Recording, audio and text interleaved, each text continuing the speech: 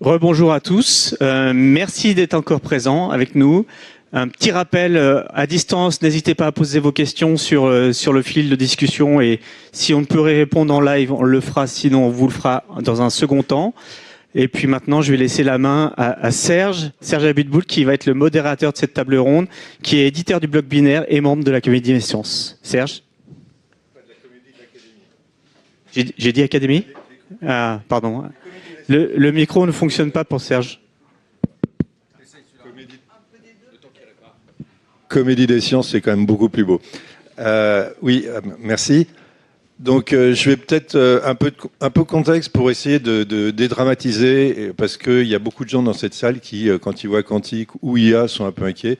Donc moi, j'ai des cheveux blancs, donc j'ai commencé il y a assez longtemps, et j'ai été à un cours d'IA, j'étais aux États-Unis en fac, et j'ai été à un cours d'IA, et je me suis dit, putain, ce truc, c'est complètement pipeau.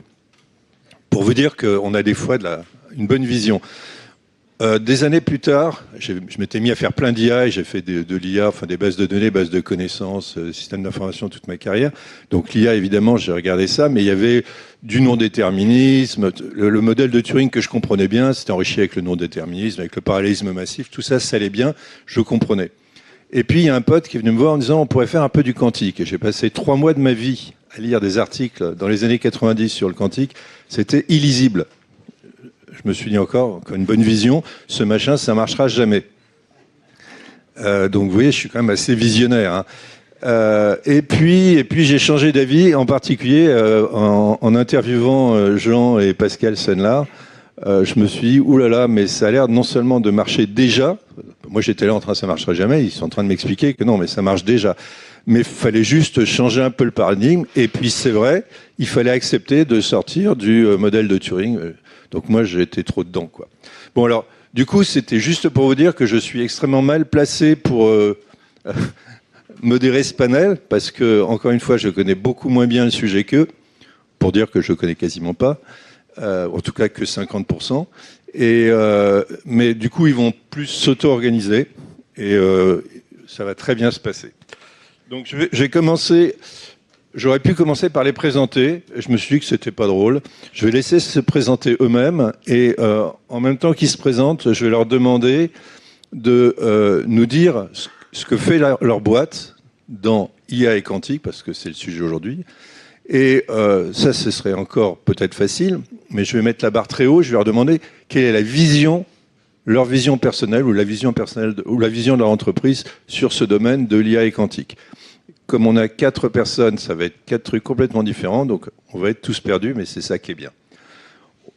On commence de quel côté Allez, on va commencer par toi, Valentin. Hello, ça marche. Donc, tu te présentes, tu racontes ta boîte. Enchanté, Valentin Macheret, société Scaleway. On est un fournisseur de nuages, un cloud provider français. On est à peu près partout, à peu près présent en Europe. On fournit de la puissance de calcul et du stockage, CPU, GPU. On est, je crois, la plus grosse puissance privée de GPU en Europe, donc c'est déjà quelque chose. Et donc, naturellement, dans notre ADN, il y a quelque chose qui est de travailler, de prendre du risque sur les nouveaux types de devices, sur les nouveaux types de calculs. Donc, naturellement, on va s'intéresser aux nouveaux types de processeurs et donc, naturellement, on vient à travailler sur les processeurs quantiques.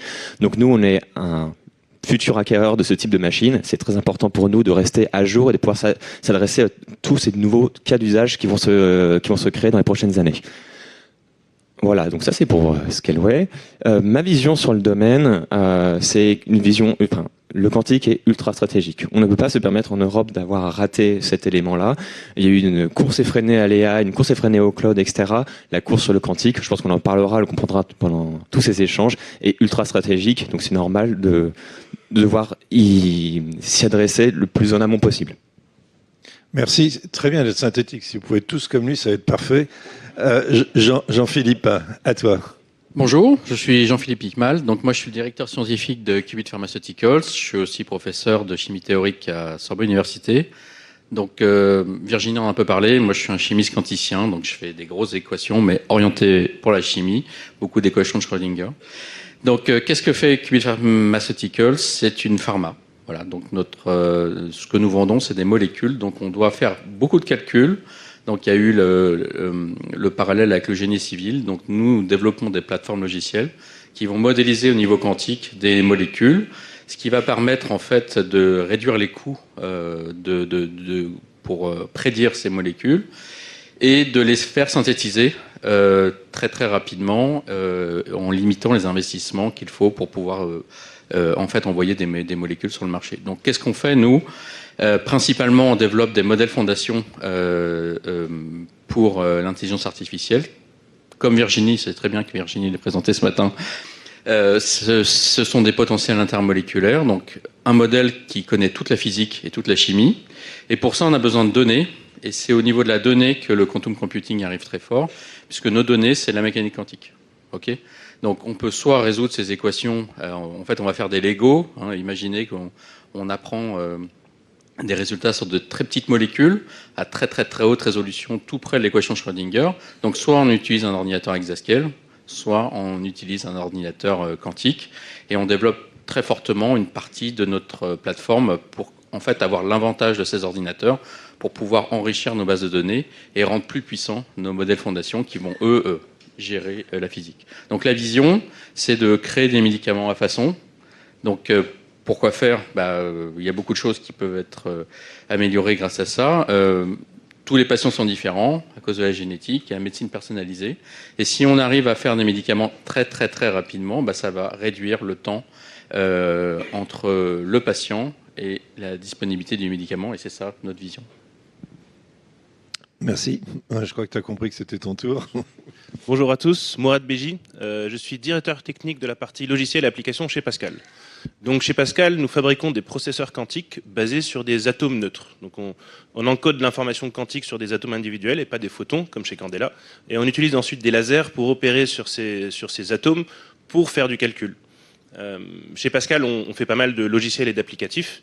Les domaines d'application qui nous intéressent, ou les domaines en tout cas algorithmiques qui nous intéressent, sont la simulation quantique, donc pour simuler d'autres systèmes quantiques comme en chimie ou en sciences des matériaux, la recherche opérationnelle pour résoudre tous les problèmes d'optimisation combinatoire, et le machine learning, ce qui m'amène ici aujourd'hui. Donc aujourd'hui, notre vision sur le quantique, c'est que c'est une technologie qui va être pertinente pour les différentes industries où il y a des bottlenecks en termes de puissance de calcul. Et l'intelligence artificielle est clairement un de ces bottlenecks aujourd'hui. On développe déjà des cas d'usage et des exemples où on utilise du quantique pour accélérer des modèles de machine learning classiques, en particulier des graph neural networks, pour faire de la prédiction de propriétés moléculaires, par exemple, pour faire le lien avec ce qu'on voyait avant. On utilise aussi de l'IA pour accélérer le quantique. Donc même au sein de nos machines, on a certaines fonctionnalités qu'on permet de venir accélérer grâce à de l'intelligence artificielle pour augmenter par exemple les fidélités de nos opérations. Donc voilà, pour nous l'IA est vraiment un très gros enjeu parce que ça va être un des cas d'usage du quantique, mais aussi comme toute autre industrie, on espère vraiment en profiter pour permettre à nos machines de mieux fonctionner. Merci, on voit bien les interactions dans les deux directions après ce que tu dis. À toi. Merci. Donc moi, je suis Laurent Guiraud, je suis cofondateur de Colibri TD. Notre mantra, c'est en fait d'utiliser les ordinateurs quantiques d'aujourd'hui pour résoudre les problèmes d'aujourd'hui. Voilà, je ne vais pas essayer de se projeter dans trop longtemps. Qu'est-ce qu'on veut faire aujourd'hui? On a pris un angle très mathématique, en fait. On résout des équations dérivées partielles. Alors, globalement, je ne vais pas revenir sur le framework mathématique, sur le cadre mathématique des équations dérivées partielles. Quand il y a un phénomène qui évolue dans le temps avec un certain nombre de paramètres, elles sont là. Donc dans la finance, dans la chimie, dans la biologie, dans les semi-conducteurs, elles sont partout. Mais elles ont une caractéristique assez... dans la façon dont on les résout aujourd'hui, c'est qu'elles ont un sort de dimensionnalité. C'est que ça devient beaucoup trop complexe à résoudre. Que ce soit avec la GenAI ou que ce soit, on ne peut pas faire des calculs à l'infini. Et donc on essaye de résoudre ça avec les ordinateurs quantiques d'aujourd'hui. Donc ça, c'est notre mantra. Aujourd'hui, on commence à obtenir des résultats intéressants sur les ordinateurs existants, avec nos partenaires hardware aujourd'hui. Donc c'est vraiment notre focus de travailler avec les clients aujourd'hui pour résoudre des problèmes aujourd'hui et évoluer avec le temps. Ma vision de l'IA dans le quantique, je ne pense pas qu'aujourd'hui, demain ou même après-demain, le quantique va aider trop l'IA. Pourquoi ? Quand on voit l'IA, l'évolution de l'IA, on voit que les grands modèles arrivent à un certain plateau et qu'on voit de plus en plus de petits modèles pour des tâches très précises. Donc on a besoin moins de ressources de calcul. C'est un premier axe. Moins de ressources. Les algorithmes sont de plus en plus efficaces et ciblés surtout. Deuxième, les CPU, les GPU ou TPU ou autres sont de plus en plus performants et moins chers. Donc on voit deux choses qui font que la GenAI a encore énormément de potentiel. Alors que le quantique est, on va dire aujourd'hui, plus en démarrage, alors que la GenAI a énormément d'avance sur ces sujets-là. Donc je pense que là. Par contre, GenAI, AI va beaucoup aider le quantique. Ça, je pense qu'on est tous d'accord là-dessus, c'est qu'il y a la potentialité d'aider pour développer des nouveaux QPU, Quantum Processing Unit, des nouveaux algorithmes, etc. Donc ça, il y a un potentiel énorme. Donc faut faire attention à ne pas les associer juste pour surfer la vague du hype. Parce que le jour où la vague du hype, LLM, etc., retombe, il faudrait que le quantique continue à monter. C'est juste ça qu'il faut faire attention de pallier trop les deux. Mais ça, c'est mon avis. Donc il faut faire attention. Donc vraiment, sur ce point-là, il y a un avantage du AI vers le quantique vers les AI. Je peux me tromper, sûrement, on se trompe toujours, mais je pense que ce serait beaucoup plus lointain. Merci. Avant d'aller plus loin, il y a peut-être quelqu'un qui veut rebondir sur... Parce que là, il y a quand même une affirmation qui est quand même un petit peu sérieuse, que le quantique n'a aucun intérêt pour l'AI. Et peut-être qu'il y a des gens qui partagent pas. Oui. Alors, Dans la salle aussi, peut-être. ça dépend, Serge. Est-ce que tu veux une réponse clivante ou pas? Si tu veux la réponse opposée, tu vois à côté Mourad. Sinon, moi, je suis plutôt de l'avis de Laurent. En effet, Jean-Marc, si tu regardes sur le court terme, sur la partie immédiate, c'est évident que l'intelligence artificielle a beaucoup plus à apporter au QPU. Je trouve que le processeur était déjà un très bon client de l'intelligence artificielle. Aujourd'hui, si tu veux translater d'un algo ou un problème mathématique vers un mappage optimal vers ton QPU, l'AI se porte très très bien. Si tu veux faire de la correction d'erreurs on the fly sur ton QPU, l'AI aide beaucoup très bien. Donc déjà, le processeur est un très bon client de l'AI. Après, Mourad... très bon client. Oui, très bon client, c'est ça. Je pense que Mourad ne partage pas cet avis. Alors, oui, moi j'aurais une réponse un peu plus nuancée, parce que ça dépend de ce qu'on essaie de tirer de l'AI. Et ça va vraiment dépendre des secteurs d'activité. Il y a certains cas où c'est vraiment la précision qui va nous intéresser, d'autres cas où ça va être plus la vitesse de calcul ou la quantité de données qu'on peut ingérer. Mais aujourd'hui, on voit des cas où c'est l'expressivité qui va être plus intéressante. Donc on va se retrouver avec des datasets en entrée qui vont être incomplets, qui vont être partiels, qui vont être pas forcément de bonne qualité. Et aujourd'hui, on commence à voir certains cas où le quantique peut apporter plus d'expressivité dans les couches d'encoding, par exemple, pour des modèles classiques.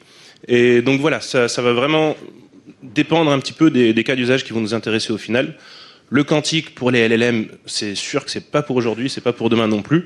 Mais dans des cas un petit peu plus pas forcément niche, mais un peu différents, comme la chimie, on pense que ça peut être plus court terme. Bah, je peux sûrement. Vas-y. Dans notre cas, le quantum va avoir une énorme importance au niveau des data. Donc, ce qu'on oublie tout le temps, c'est que tout le monde parle de réseaux de neurones, mais il faut aussi penser aux data. Donc, les réseaux de neurones peuvent être très évolués. Si les data ne sont pas précis, on n'aura pas de modèle fondation, des grands modèles qui vont bien marcher. Donc, dans mon domaine, qui est la chimie, mais ça pourrait être les matériaux, les sciences de la matière en général, le quantum va avoir une très grande importance puisqu'on va pouvoir casser très très rapidement des problèmes de l'équation de Schrödinger. Donc, ça va être des petits calculs, mais on va en faire beaucoup, et ça va absolument nourrir les modèles d'IA.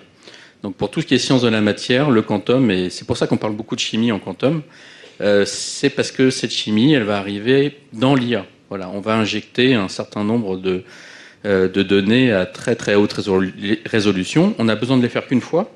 Quand on fait une donnée de référence, c'est un calcul. On peut prendre le temps et on peut prendre l'énergie qu'il faut pour pouvoir faire ces calculs. Mais dans les 10 ans, on va avoir des bases de données qui vont absolument transformer la manière dont on fait des simulations dans les sciences de la matière. Et donc ça viendra du quantum et ça va bénéficier automatiquement, instantanément à l'IA. Ok. On fait un deuxième tour. Je ne pense pas qu'on ait répondu quand même complètement à ta question, mais on va faire un deuxième tour. Là, j'aimerais que vous essayiez d'aller plus dans le futur, puisqu'après tout, on est tous là parce qu'on est convaincus qu'il y a quelque chose qui se passe en ce moment sur IA et Quantum. Mais j'aimerais qu'on se projette dans le futur. C'est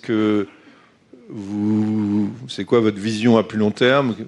Qu'est-ce que vous pouvez rêver pour les années à plus long terme? Encore une fois, vous avez le droit de dire n'importe quoi, puisque de toute façon, on aura oublié ce que vous aurez dit dans 10 ans. Et peut-être aussi... C'est filmé, je crois. Mais c'est filmé, mais il y a tellement de films que personne n'ira le regarder. Et peut-être aussi, est-ce qu'on est en train de louper des killer apps dans le domaine? Ou est-ce que vous imaginez d'autres killer apps qui n'ont pas vraiment été essayés? T'as plusieurs questions. Déjà, tu imaginais sur le futur. Où est-ce que Prends celle que tu veux. Hein, Ah, parfait, très bien. Okay. Alors, sur la partie killer app, moi je dirais, ce sera pas la celle qui va arriver le plus proche possible et qui le fait où on va dire ah ok, le quantique il est là en fait. Je pense que Jean-Philippe l'a déjà dit, je pense pareil là-dessus. Encore une fois, désolé, je suis consensuel aujourd'hui. Ça va être en effet la partie sciences des matériaux et là-dessus. Parce que c'est pour plusieurs choses. Déjà, c'est un domaine qui est déjà proche du HPC. Ceux qui maîtrisent ce type d'études, ils ont déjà l'habitude de gérer des pipelines hybrides, complexes, avec des gros calculateurs. Donc on est déjà sur les gens qui maîtrisent ce type de technologie. Et ensuite, je reprends le point de Jean-Philippe, c'est déjà intrinsèquement quantique ce type d'interaction. Faire ce type de simulation, ça va être assez straightforward, beaucoup plus que d'autres domaines, je pense. Donc, je pense que c'est là-dessus où il va y avoir vraiment le switch, où on va dire, ah, ok, il se passe quelque chose dans le quantique, ça va venir pour moi de la simu, de la chimie. Après... Cette question, c'était... Ah oui, le futur. Le futur, c'est, je pense que là où il y a encore un trou un peu dans la raquette, c'est sur la partie justement créer ce pipeline hybride. Aujourd'hui, le quantique ne sait pas, ça sera pas juste une brique isolée, tu vois. Ça va s'ancrer dans un système beaucoup plus complexe et il faut que ce pipeline soit extrêmement fluide. Aujourd'hui, il l'est pas. Il n'est pas du tout. Tu veux faire runner ton circuit quantique sur un QPU, quel qu'il soit aujourd'hui. Tu vas passer par des API, tu vois, par des API REST, etc. Et il y a une latence de fou. Aujourd'hui, il faudra réduire cette interconnexion et augmenter la bande passante. Et c'est un point critique pour que ça puisse se produire, tout ça. Je vois bien le problème, mais ça a l'air passionnant. Par contre, tu as évacué une appli dont on parle beaucoup, c'est le chiffrement. Oui, alors moi je me suis dit, oui, celle-là elle fait les gros titres, mais en termes de priorité, c'est pas priorité. De probabilité de sortie en amont, je pense que la partie simulation, on arrivera tout d'abord. Jean-Philippe, je suis désolé, il t'a peut-être piqué une partie de ta... Pas vraiment. Non, mais oui, en partie, mais il y a autre chose. Donc il y a la simulation, on l'a déjà dit, Virginie avait déjà expliqué la chimie quantique au sens large, mais il y a aussi ce qu'on appelle le sampling, l'échantillonnage, et ça intéresse pas seulement les sciences de la matière, ça intéresse aussi la banque. Donc là, on a maintenant des Monte Carlo qui sont beaucoup plus puissants au niveau quantique qu'au niveau classique, mais vraiment beaucoup. Donc on peut imaginer que dans 10 ans, les marchés financiers, ils seront quantiques. Donc ça va être un des premiers, c'est vraiment la killer app, parce qu'il y a plus d'argent que dans la chimie. On est où ici? On est à BNP, c'est pour ça que j'en parle. Et donc, très clairement, il y a une énorme évolution algorithmique de toute cette partie des mathématiques et de la physique qui ont maintenant des équivalents quantiques. Donc on parle beaucoup de Shor, mais je pense qu'on va beaucoup parler de Monte Carlo. Merci. Alors, pour nous, la différence... Alors, dans les cas d'usage, c'est vrai que la science des matériaux, c'est ce qu'on voit comme étant le plus prometteur à court terme, vraiment assez rapidement.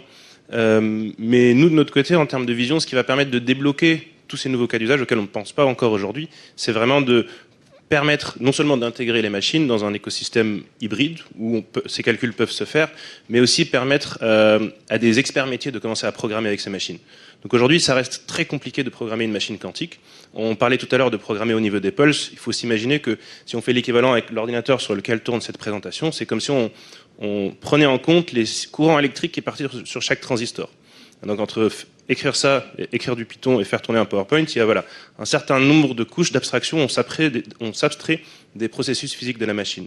Et donc pour nous, ça va être vraiment ça l'enjeu qui va permettre d'aller ouvrir les portes à plein de cas d'usage auxquels on ne pense pas encore, plein de nouveaux types d'algorithmes. Et ces algorithmes ne vont pas venir de chez nous, qui sommes experts en physique, mais vraiment des experts métiers, comme on peut en trouver à la BNP à nouveau.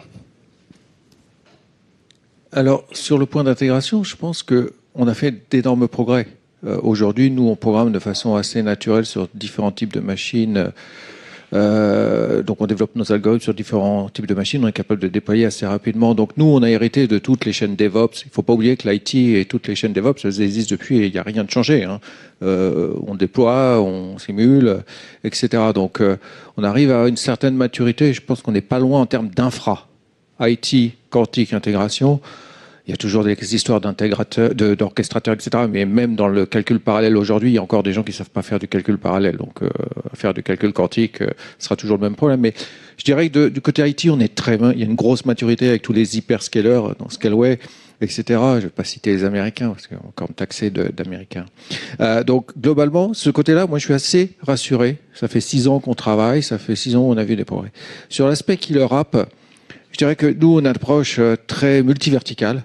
Et là, je vous rejoins, il faut travailler avec les industriels et les acteurs parce qu'il faut faire avancer. Ce qui fait la différence entre le succès des Américains et des Européens, c'est que les acteurs américains, que ce soit le public, le privé, etc., sont très impliqués dans la commande. Ils vont aller commander à des startups des nouveaux outils. Ça marche pas, tant pis. En France ou en Europe, mais je vais parler de la France, c'est ça en fait qui manque. C'est ça marche votre truc? Est-ce que ça a déjà marché avec 10 sociétés avant moi? Ben non, c'est une nouvelle technologie. J'ai vécu le cloud quand j'étais chez Google, j'ai vécu le cloud quand j'étais chez Amazon, excusez-moi, j'ai travaillé que pour des sociétés américaines, mais chaque fois c'est, est-ce que ça marche? Je suis pas sûr. Je veux dire, aucune des personnes ici va vous dire, je suis sûr que le quantique va faire ça dans 2 ans. Aucune. Les LLM, on a mis 1000 milliards, donc il vaut mieux que ça marche un peu quand même. Donc globalement, le souci, pour moi, la killer app, j'en sais rien. J'en exporte toute une série. Ma killer app, c'est d'avoir des industriels qui s'impliquent pour aller faire des projets avec les acteurs qui portent le quantique, que ce soit moi, que ce soit tous les acteurs qui sont ici et autres. C'est ça la clé. Et ça fera la killer app. Parce qu'il y a des besoins. Parce qu'ils arriveront et on les définira. Le cloud, ça n'a pas été magique. Alors le Covid a beaucoup aidé. On ne va pas espérer un autre Covid pour que le quantique émerge. Voilà. Donc il faut être clair là-dessus. Sans l'implication des utilisateurs finaux, on n'aura pas d'émergence de killer app en Europe. Point. C'est tout. Je suis assez vieux pour avoir vu un certain nombre d'émergences de nouvelles technologies et ça s'est répété à chaque fois. Donc aujourd'hui, on n'est pas les premiers dans les hyperscalers, on n'est pas les premiers dans plein d'acteurs, de domaines. Pourquoi? Parce qu'on n'a pas osé. Point. Donc osons. Merci.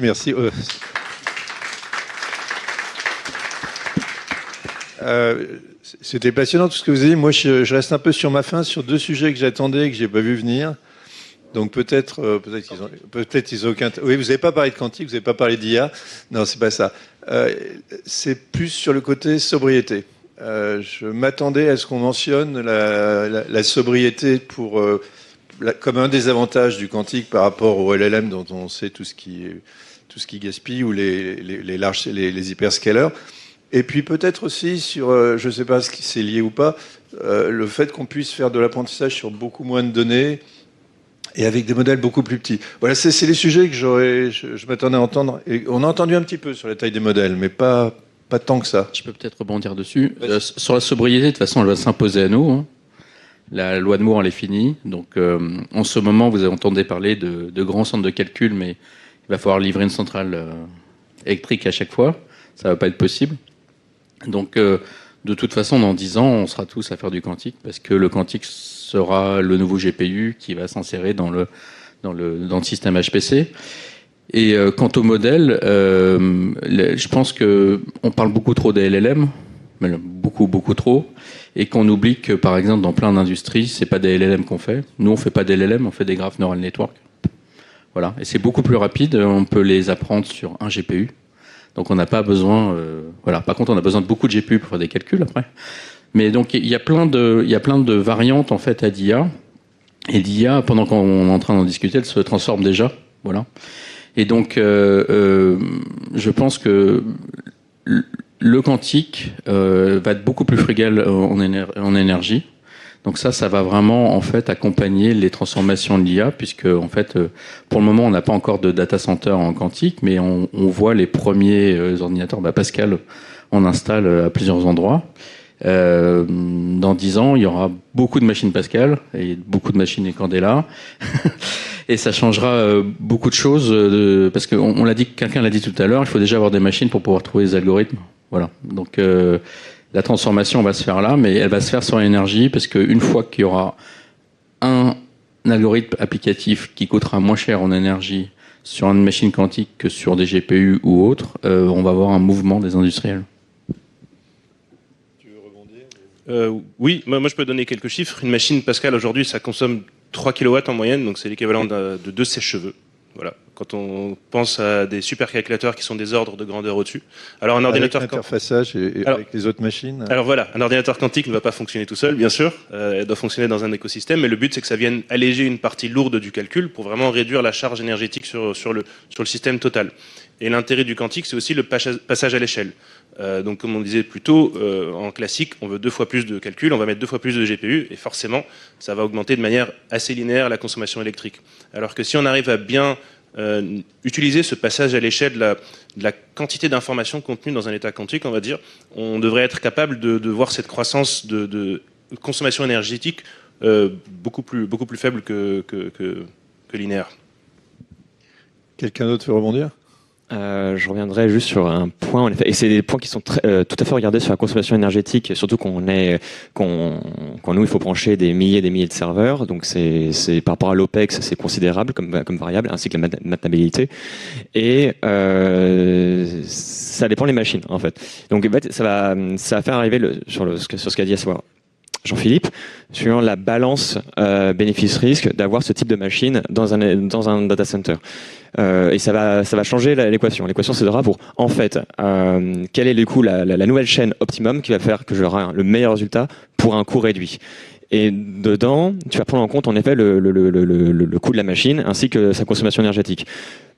Tu prends une machine de Alice Bob, IBM, Google, en supraconducteur, c'est environ 26 kWh. 26 kWh, c'est 2 baies entières, deux clusters entiers de B300, les derniers supercalculateurs de Nvidia, tu vois. Donc, forcément, en tant que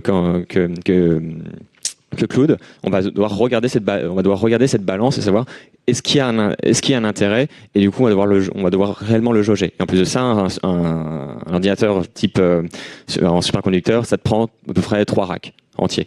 Donc tu as un ratio à peser, définitivement. Donc ce qu'a dit Mourad, ce qu'a dit Jean-Philippe sont tout à fait justes, je trouve, en termes de bénéfice-risque, mais là-dessus, faut peser. Tous les ordinateurs ne se valent pas sur ce type sur la consommation et bénéfices. J'ai 2 problèmes sur l'aspect, et on aura peut-être que tu vas parler de la souveraineté, mais sur l'énergie, il faut faire attention. Aujourd'hui, les technologies quantiques sont pas matures. Il y a encore énormément de progrès à faire, de miniaturisation, de montée à l'échelle, etc., etc., etc. Donc aujourd'hui, on est au début. Il y a 50 ans, si on regarde les ordinateurs, ça chauffait une ville entière. Donc il faut faire attention à ça, les technologies, l'ingénierie. Il faut toujours séparer la science de l'ingénierie. L'ingénierie, avec de l'argent, résout tous les problèmes. La science, il y a une partie de quand ça marche pas, et on a beau mettre tout l'argent. Donc il faut faire attention à ça. Et je pense réellement que les qubits qui vont atteindre cette phase d'ingénierie, alors je ne vais pas lancer un débat quel est actuellement le qubit qui est dans phase d'ingénierie, mais globalement, après, c'est de l'argent. On l'a vu avec le vaccin ARN, ça existait depuis très longtemps, un peu d'argent, beaucoup d'argent, et production de masse. Voilà, donc ça c'est important de bien le comprendre, c'est qu'on ne peut pas comparer. Ensuite, franchement, si on regarde le monde, comment il a évolué en 2 ans, on voit que l'aspect énergétique, par rapport à nos gros concurrents, qui sont les États-Unis, ils s'en foutent complètement maintenant.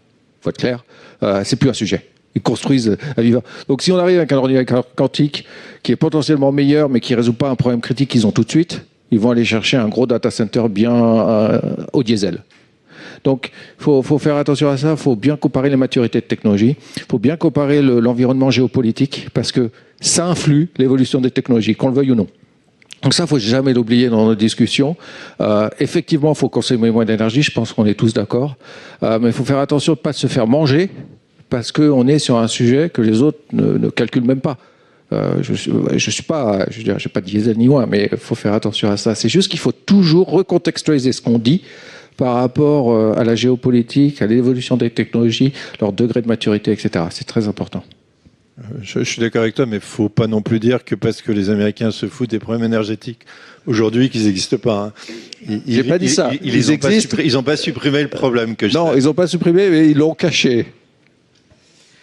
Je pense aussi qu'il faut se rappeler qu'il y a une grosse différence entre l'algorithmique classique et quantique, c'est les avantages.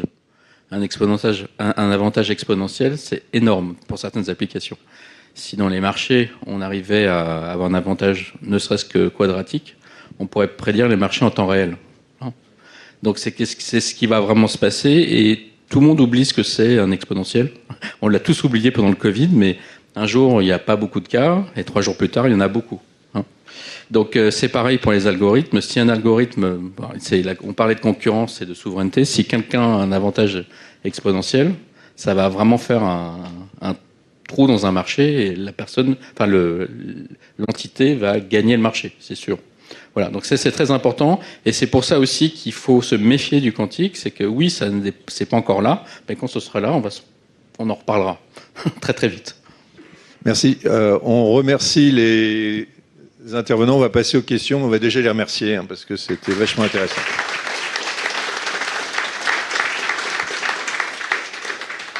Et donc maintenant, c'est votre occasion d'être en désaccord avec eux, d'avoir une autre opinion ou juste des questions. On va prendre un micro et je vous laisse vous passer le micro entre vous.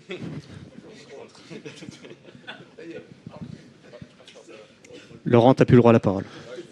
Luc Chananalte. On a bloqué Laurent, c'est bon.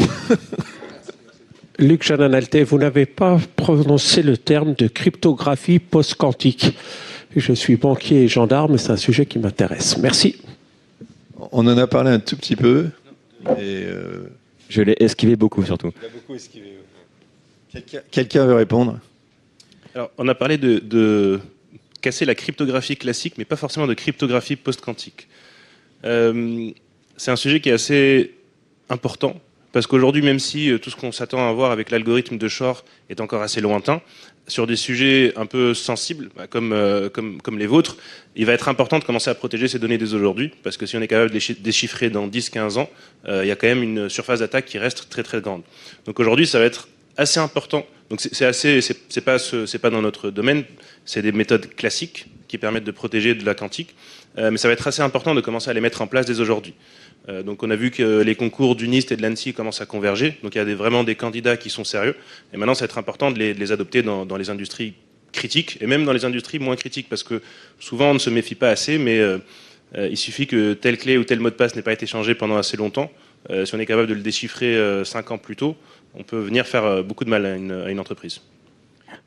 Peut-être pour compléter, effectivement, c'est pas du quantique puisque c'est du post-quantique. C'est de la pure algorithmie classique qu'il faut mettre en place, qui est juste à l'épreuve du quantique. Et ça fait partie d'un programme, en tout cas, d'agilité cryptographique sur lequel, en tout cas, BNP Paribas a déjà œuvré depuis plusieurs années. Donc, c'est pas pour rassurer, mais en tout cas, c'est quelque chose qui est déjà en tout cas mis en œuvre dans pas mal de grands groupes sur le marché. Et effectivement, le NIST aujourd'hui a déjà donné trois cryptographies qui sont aujourd'hui encore à l'épreuve du quantique et qui permettraient, si on les déployait sur un système d'information, de se prémunir du risque du quantique. Et si je peux me permettre une page de pub, du côté de l'INRIA, il y a aussi des gens qui cherchent là-dessus et qui ont pas mal de résultats. Fin de la pub. D'autres questions? Ah, il y a une question là.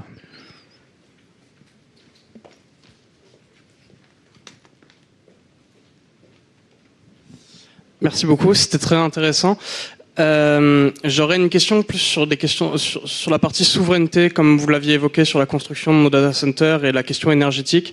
Comment on va faire pour exister dans un marché dans lequel nos concurrents, la question énergétique est un non-sujet, comme vous l'aviez dit, Laurent. Comment on va faire si nous, on ne veut pas forcément construire des ordinateurs quantiques sur des questions énergétiques ou ces problématiques-là? Comment on va pouvoir se débrouiller contre les Américains ou les Chinois?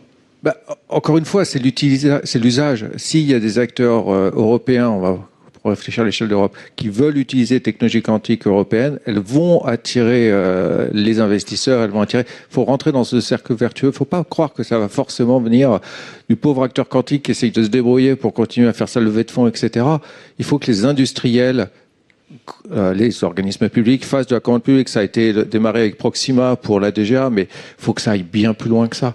Donc c'est ça, je pense. Après, elle viendra naturellement. On ne peut pas faire de la souveraineté. Je veux dire, quand on utilise des GPU NVIDIA et on dit on est souverain parce que c'est un algorithme français, non, on ne l'est pas. Parce qu'au final, ça s'exécute sur l'hyperscaler américain.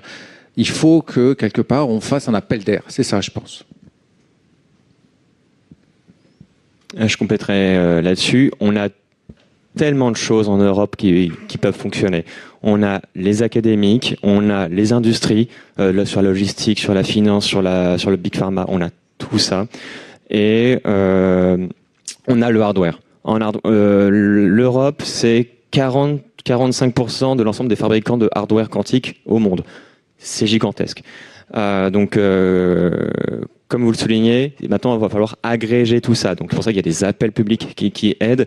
Il y a les appels comme Proxima en France, c'est très bien, mais il faut plus. Je pense qu'il faut pas le cacher, ça. Et ensuite, je pense que là-dessus, du coup, pour relier les morceaux, qu'est-ce qu'il faut ? Il faut donc des gens qui font des demandes, des industriels qui vont dire j'ai besoin de challenger là-dessus, donc il faut que des outils comme le crédit impôt recherche, etc., dérisquent ce type d'investissement, ou je pense au crédit impôt recherche parce que c'est évident, mais il y en a tellement d'autres. Et à côté de ça, il faut aussi des infrastructures un peu plus souveraines. Alors la souveraineté, c'est compliqué. Par contre, l'indépendance technologique, c'est plus facile. Donc en gros, comment tu diversifies ton hardware pour limiter tes zones de risque, etc. Et là, pour la quantique, on est bien parti. Il ne faut pas lâcher. C'est le quantique, c'est du long run, vraiment. Faut pas, comme on l'a dit, on parle pas de tout ça sur l'année prochaine. Non, il y a des cas d'usage aujourd'hui, mais ça va continuer à se déployer sur des années et des années et des années. Et ça nécessite beaucoup d'investissement. Oui, et moi j'ai juste glissé mon expérience personnelle. Oui, il faut que des industriels européens s'emparent de ça.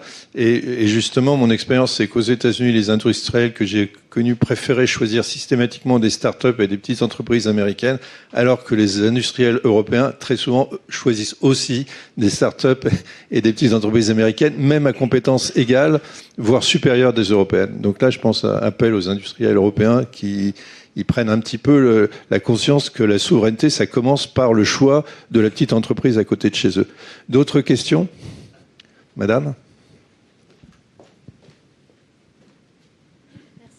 Merci pour ces explications très claires. On a parlé des entreprises, on a parlé des technologies. Qu'en est-il des compétences ? Parce que sur l'IA, là, on a beaucoup de développeurs qui passent du développement informatique classique vers l'IA. Est-ce qu'on a des écoles ? Est-ce qu'on est déjà en train de les former ? Je vais juste faire une petite observation là-dessus. Pendant qu'on préparait cette réunion, on avait pensé mettre une séance sur l'éducation et quantique et IA, et on l'a pas fait, je pense, parce mon impression, c'est que c'était peut-être un peu trop tôt. Mais peut-être que vous avez d'autres points de vue. Sur le quantique, c'est encore très jeune, donc il n'y a pas forcément il commence à y avoir quelques programmes de master qui forment des étudiants qui viennent plutôt de l'informatique. Mais c'est qu'une partie de l'histoire. Nous, aujourd'hui, chez Pascal, les équipes de développement algorithmique, c'est des équipes multidisciplinaires. Donc, on prend des physiciens qu'on entraîne à la recherche opérationnelle, et on prend des gens qui viennent de la RO et qu'on entraîne à la physique quantique. Donc, c'est compliqué. Le chemin est assez long. En développant des couches d'abstraction, normalement, c'est des choses qui devraient se simplifier. Mais aujourd'hui, c'est la solution que nous, on a trouvée à ça. Mais voilà, en termes d'éducation académique, aujourd'hui, c'est des choses qui commencent à arriver au niveau master sur la partie quantique. C'est super important à votre question. Quelqu'un d'autre veut peut-être réagir encore ? Moi, je pense qu'il ne faut pas oublier que, vu que c'est des choses très compliquées, la formation de base est très importante. Donc, il y a des masters qui sont en train d'émerger, mais ça va être on va former des ingénieurs généralistes. Donc, pour le moment, on n'est pas encore dans la science qui peut s'appliquer. On n'a pas toutes les couches, on n'a pas 20 ans de recul. Donc, principalement, les gens qui vont bosser dans nos industries, c'est des physiciens théoriciens, des chimistes théoriciens et des mathématiciens. Voilà. On n'en est pas encore, donc il va falloir les former, et ce pool de gens est fixe en France. Voilà, donc on va manquer d'ingénieurs quanticiens très très vite. Donc il faut monter les capacités dans les différents masters, mais quand on voit quand même ce qui se passe, il faut déjà très bien former au niveau maths, physique, chimie, avant de s'intéresser au quantique. En tout cas maintenant. Il faut voir l'échelle européenne, je pense. Parce que nous, on recrute l'échelle européenne, c'est multidisciplinaire. Donc, il y a aussi ça. Il y a quand même un pool en Europe. On n'a pas de problème académique. Je crois qu'en Europe, on a quand même... La preuve, ils vont aux États-Unis. Donc, on est assez bien fourni de ce côté-là, je pense, en termes de talent aujourd'hui. Il faut leur promettre un avenir aussi. Je me suis permis de lever la main parce qu'effectivement, on se pose beaucoup ce type de questions à l'École nationale des ponts et chaussées et à l'Institut Polytechnique de Paris en particulier sur monter des formations autour d'IA et quantique. Je vais paraphraser ce que tu viens de dire. Il y a deux grands enjeux. C'est attirer un nombre suffisant d'étudiants pour que les formations soient rentables, parce qu'au niveau des instituts de formation, c'est aussi un enjeu, surtout en ce moment, en période de restriction budgétaire étatique, comme vous pouvez l'imaginer. Et il y a aussi, c'est exactement ce que tu viens de dire, assurer un avenir aux jeunes qui vont se former sur ces thématiques-là. Et à ce stade, c'est comme ça encore un petit peu des technologies, je dirais, de niche. C'est exploratoire. Il faut attendre encore un petit peu pour que ça se développe et pour que justifier une formation de niveau master juste centrée à ça. Donc, Est-ce qu'on prend une dernière question? On prend une dernière question. Ouais, merci. Il y a une bataille de micro. Il y a une bataille. On va laisser la main à Frédéric et puis après, on va faire 2 questions. Mais rapide. Ouais, c'est une réaction bête, simple à ce qui vient juste d'être dit. On parlait de killer app tout à l'heure, mais je rappelle quand même que si l'IA aujourd'hui est ce qu'elle est, c'est parce qu'un jour ils l'ont mis en ligne et que c'est pas des scientifiques qui l'ont fait fonctionner. C'est des gens comme moi, comme tout le monde, qui ont imaginé ce qu'on pouvait faire avec quelque chose qu'ils ne maîtrisaient absolument pas d'un point de vue compétence, mais qui ont fait travailler leur imagination, qui ont fait travailler ça. Or aujourd'hui, la killer app, c'est ça. C'est comment mettre en place sur Internet ou ailleurs, enfin en tout cas accessible à tout le monde, et pas uniquement former des scientifiques, mais faire travailler l'imagination de tout le monde. Donc là, on parle des utilisateurs. Je reviens sur ce que disait Laurent, pour qu'ils imaginent des usages que vous n'imaginez même pas. C'est ça. Qui aura aujourd'hui, osera aujourd'hui mettre en ligne des applications non par 1 qubit ou 2 qubits pour s'amuser comme certains l'ont fait, mais des technologies qui fonctionnent véritablement, pas uniquement pour s'amuser, pour qu'on aille explorer et que tout un chacun puisse s'amuser avec véritablement et imaginer cette killer app qui fonctionnera. Et là, en termes de compétences, c'est pas uniquement former des scientifiques. Aujourd'hui, on forme des gens qui sont dans des bureaux à faire des prompts, etc. pour l'IA. On les forme aussi. Il faut aussi penser à ces gens-là, et je pense que c'est cette population qui tirera vraiment l'usage du quantique aussi. Merci Frédéric. Une dernière question, puis après on va passer à la suite. Oui, je vais essayer de faire très vite. Je vais faire peut-être à la fois la question et la réponse. Je pense que la difficulté aujourd'hui du quantique, qui quand même existe depuis, on va dire, presque 40 ans, en fait, c'est de trouver sa place dans l'ombre de l'IA. Parce que c'est là, en fait, et moi j'ai trouvé ça très intéressant, quelques remarques sur justement la complémentarité des deux. Parce qu'en attendant que l'IA ait trouvé ses limites, on parlait peut-être de limites de type énergétique ou autre, en fait, il va falloir que le quantique continue sa vie, continue à progresser et trouve un moyen de rendre service, on va dire, à l'hégémonie du moment qui est l'IA. Et voilà, donc moi j'ai trouvé ça intéressant, cette complémentarité qui, justement, à mon sens, est nécessaire pour continuer à vivre dans l'ombre. Merci. On va remercier une deuxième fois les... Merci. Ainsi que les participants. Merci.